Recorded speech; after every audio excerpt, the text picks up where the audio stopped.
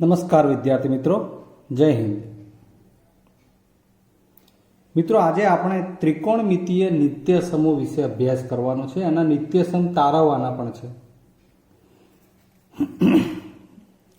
સૌથી પહેલા આપણે એવું સમજીએ કે નિત્યસમ એટલે શું. તો એને આપણે બૈજિક નિત્યસમ તરીકે વિચારતા હોઈએ તો એવું બૈજિક સમીકરણ એટલે જો બૈજિક સમીકરણમાં આવતા ચલના દરેક મૂલ્ય માટે સમીકરણ સત્ય હોય તો તેવા સમીકરણને નિત્યસમ કહેવાય. જે કોઈ પણ સમીકરણ બનતું હોય ચલવાળું એક્સ વાય એવું, તો એ બરાબરની નિશાની સાથે હોય ને એમાં ડાબી અને જમણી બાજુ એ મૂલ્ય સરખું રહેતું હોય એમ, તો એને બૈજિક નિત્યસમ કહેવાય છે. આપણે જે વાત કરવી છે ત્રિકોણમિતીય નિત્યસમની વાત કરવી છે. તો ત્રિકોણમિતીય નિત્યસમ એટલે શું એની ચર્ચા કરીએ. કે જ્યારે ત્રિકોણમિતીય ગુણોત્તરોને, તમે જાણો છો ત્રિકોણમિતીય ગુણોત્તરો જે છે sine theta, cos theta, cosec theta, sec theta, tan theta અને કોટ થીટા, એના વચ્ચે જે કોઈ સમીકરણ બને તો એવા સમીકરણમાં આવતા ખૂણાઓના પ્રત્યેક મૂલ્ય માટે સમીકરણ સત્ય રહેતું હોય. તો એવું જે સમીકરણ બને ત્રિકોણમિતીય ગુણોત્તર વાળું, કે જેમાં દરેક પ્રકારના ખૂણા માટે, જે આપણે 0 થી 90ની વાત કરતા હોઈએ છીએ, એના માટે એ બનતું સમીકરણ કે જે એને ડાબી અને જમણી બાજુનું મૂલ્ય સમાન આપે, તેને ત્રિકોણમિતીય નિત્યસમ કહેવાય છે. અને કયા હોય, કેવી રીતે મળે, એ આજે આજના લેક્ચરમાં આપણે જોવાનું છે.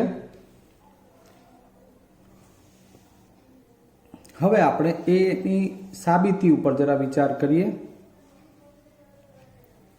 તો સૌથી પહેલા આપણે અહીંયા કાટકોણ ત્રિકોણ લેવાનો થાય કે ત્રિકોણ એબીસીમાં ખૂણો બી કાટકોણ હોય તો, અથવા લેતા. તમને ખબર છે આપણા માટે કાટકોણ ત્રિકોણ હોય એટલે પાયથાગોરસનું પ્રમાણિત સમીકરણ એમાં આપણે વાપરી શકીએ. એ અનુસાર AB² પ્લસ BC²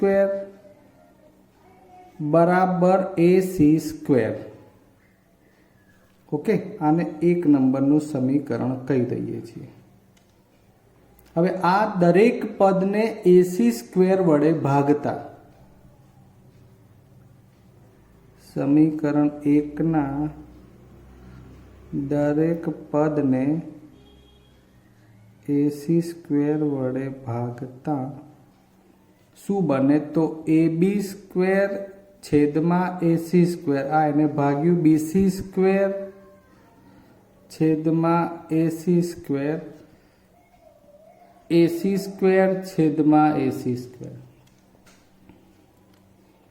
આને જરા આપણે આખા પદના વર્ગ રૂપાંતરિત કરીને લખીએ તો AB ભાગ્યા AC² પ્લસ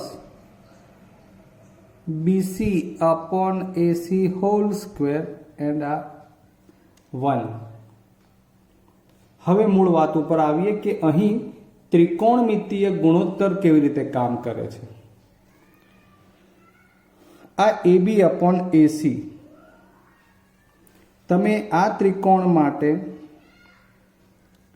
એક ખૂણાનો વિચાર કરો.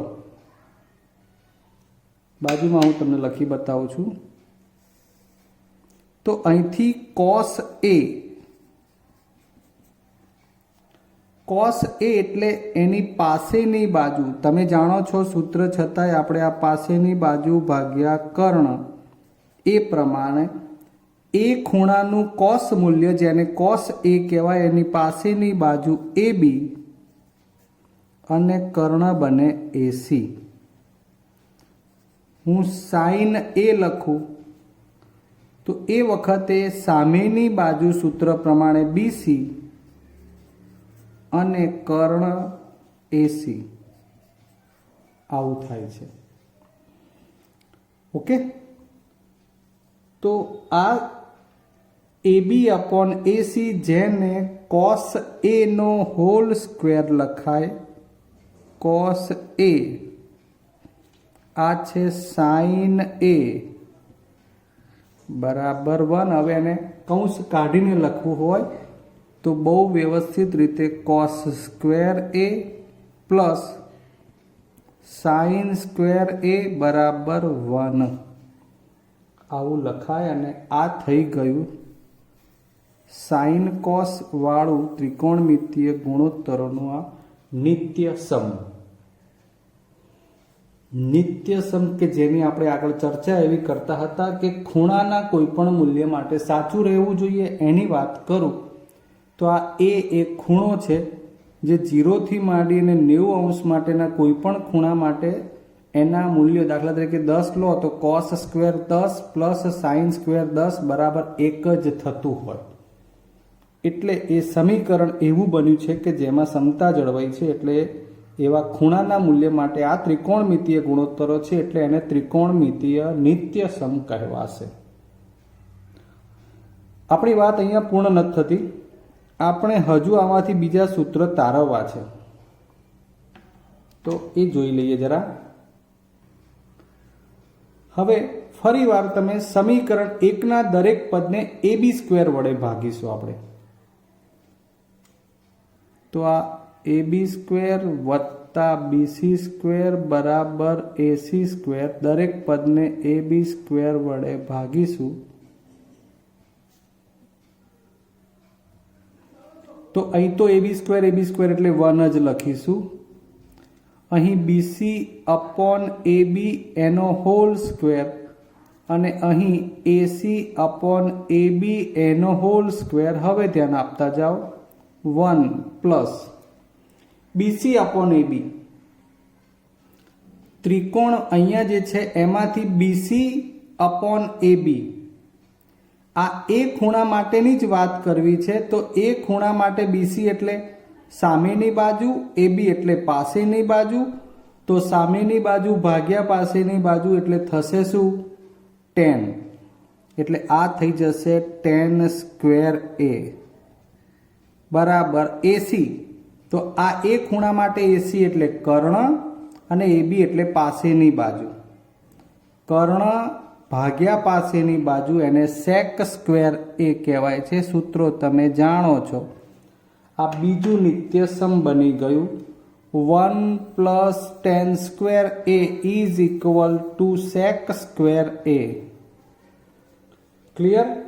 અને છેલ્લે તમારે જાતે કરવા માટે એક પરિણામ પણ એનો જવાબ હું ડાયરેક્ટ લખી નાખું કે જેમાં તમે પહેલાં આપણે ac સ્ક્વેર વડે બધાને ભાગાકાર કર્યો, ab સ્ક્વેર વડે, હવે bc સ્ક્વેર વડે ભાગાકાર કરીને પરિણામ મેળવશો તો આવું પરિણામ મળશે 1 પ્લસ કોટ સ્ક્વેર a બરાબર કોસેક સ્ક્વેર a બરાબર કોસેક સ્ક્વેર a.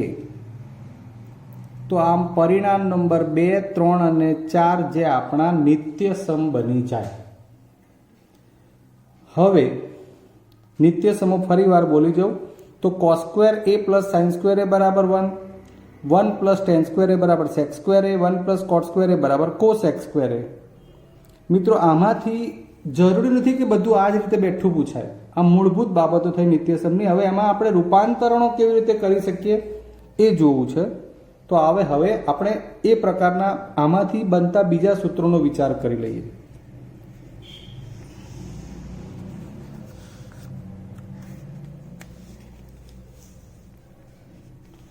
આપણી પાસે જે નિત્યસમ છે એમાં પહેલું જે છે એ આ cos square a plus sine square a બરાબર 1. આમાંથી બનતા અન્ય સૂત્રો માત્ર કોસ સ્ક્વેર બરાબર લખવું હોય તો સાઇન સ્ક્વેર જમણી બાજુ જાય 1 માઇનસ સાઇન સ્ક્વેર a. માત્ર સાઇન સ્ક્વેર માટે લખવું હોય તો કોસ સ્ક્વેર જમણી બાજુ જાય 1 માઇનસ કોસ સ્ક્વેર a. આ એક વર્ગ પ્રમાણેનો પોર્શન થયો. એવા 3 સૂત્રો બની ગયા. હવે આ કોસ સ્ક્વેર a એમાંથી માત્ર કોસ a એવું લખવું છે. તો બંને બાજુ વર્ગમૂળ લેવાનું, એટલે કોસ સ્ક્વેરનું કોસ એ થઈ જાય ને અહીં વર્ગમૂળમાં 1 માઇનસ સાઇન સ્ક્વેર એ આવું થાય. અહીં ધ્યાન રાખજો, તમે જ્યારે બંને બાજુ વર્ગમૂળ લેતા હોવ ત્યારે અહીંયા એવું ક્યારેય ન બને કે કોસ સ્ક્વેર એનું કોસ એ કર્યું તો એકનું વર્ગમૂળ એક ને સાઇન સ્ક્વેર એનું સાઇન એ. આ આખું સળંગ પદ છે, અહીં બાદબાકી છે, પ્લસ માઇનસ હશે નહીં થાય, ગુણાકાર હોય તો થાય. ક્લિયર? તો એ જ પ્રમાણે હજુ અહીં સાઇન એ બરાબર આપણે એનું વર્ગમૂળ વિચારીએ તો આ 1 માઇનસ કોસ સ્ક્વેર એ, એટલે સાઇન એનું મૂલ્ય સીધું શોધવું હોય તો વર્ગમૂળમાં લખીને તમને ફાવે તો 1 માઇનસ કોસ સ્ક્વેર એ પ્રમાણે તમે લખી શકો. આ એનું સૂત્ર બની જાય છે. હવે બીજું જે નિત્યસમ ટેન અને સેક વાળું છે એના ઉપરથી બનતા અન્ય નિત્યસમ પણ જોઈએ તો 1 પ્લસ ટેન સ્ક્વેર એ બરાબર સેક સ્ક્વેર એ, આવું તમે જાણો છો. ચલો હવે વિચારો તો એકલું ટેન સ્ક્વેર એ કરવું હોય તો ટેન સ્ક્વેર એ બરાબર આ સેક સ્ક્વેર એ જમણી બાજુ એમને એમ રહે આ એક સામે. ક્લિયર? અને એકલું એકને રાખવું હોય તો ટેન સ્ક્વેર સામે જાય ત્યારે સેક સ્ક્વેર એ માઇનસ ટેન સ્ક્વેર એ બને, જેને આપણે આ રીતે લખીએ. હવે આ ટેન સ્ક્વેર સામે જાય તો માઇનસ ટેન સ્ક્વેર એ બરાબર 1. આ વર્ગવાળા એક સાથે બીજા બે બનતા સૂત્રો થઈ ગયા. એકલા ટેન સ્ક્વેર એ બરાબર સેક સ્ક્વેર એ -1, એકલા એક બરાબર સેક સ્ક્વેર એ માઇનસ ટેન સ્ક્વેર એ, 1 પ્લસ ટેન સ્ક્વેર એ બરાબર સેક સ્ક્વેર એ. અહીં ક્યારેય આવું ન કરતા કે સેક સ્ક્વેર એ માઇનસ ટેન સ્ક્વેર એ બરાબર 1 છે તો ટેન સ્ક્વેર એ માઇનસ સેક સ્ક્વેર એ બરાબર પણ 1 જ થાય, એવું ન થાય. ત્યાં એ -1 થઈ જતું હોય. હવે આને આપણે વર્ગમૂળવાળામાં લખવું છે. ટેન સ્ક્વેર એની જગ્યાએ માત્ર ટેન એ લખવું હોય તો વર્ગમૂળમાં સેક સ્ક્વેર એ -1 થાય. અને અહીં એક બરાબર જ્યારે આપણે ઉલટાવીને લખીએ ત્યારે આ બની જાય સેક સ્ક્વેર એ માઇનસ ટેન સ્ક્વેર એ. ક્લિયર? સેમ એવું જ આપણે ત્રીજું જે સૂત્ર છે નિત્યસમ એ કોટ અને કોસેક માટે છે. 1 પ્લસ કોટ સ્ક્વેર એ બરાબર કોસેક સ્ક્વેર એ. આમ તમે જોશો ને તો મિત્રો 6 ગુણોત્તર આવી જાય છે. સાઇન, કોસ, ટેન, સેક, કોટ અને કોસેક. હવે આમાં પણ એ જ રીતે માનો કે માત્ર કોટ સ્ક્વેર એ બરાબર લખવું છે તો એક જમણી બાજુ જાય કોસેક સ્ક્વેર એ -1. કોટ સ્ક્વેર સામે લઈ જાઓ તો કોસેક સ્ક્વેર એ માઇનસ કોટ સ્ક્વેર એ બરાબર 1. આ વર્ગવાળા 3 સૂત્રો પૂર્ણ થાય છે. એની સાથે હવે વર્ગમૂળવાળા સૂત્રો લખવા હોય તો એકલું કોટ એ બરાબર સામે વર્ગમૂળ થઈ જાય કોસેક સ્ક્વેર એ -1. એક બરાબર લખવું હોય તો એમાં આ વર્ગમૂળ કોસેક સ્ક્વેર એ માઇનસ કોટ સ્ક્વેર એ બરાબર.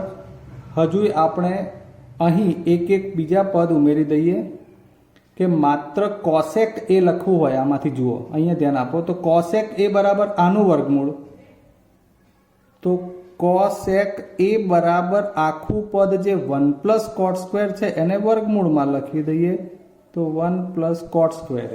સેમ એવું અહીંયા સેક એ બનાવવું હોય તો વર્ગમૂળમાં 1 પ્લસ ટેન સ્ક્વેર એ આખા મૂલ્ય સરવાળા સહિતના આખા મૂલ્યનું વર્ગમૂળ ત્યારે સેક એ બને.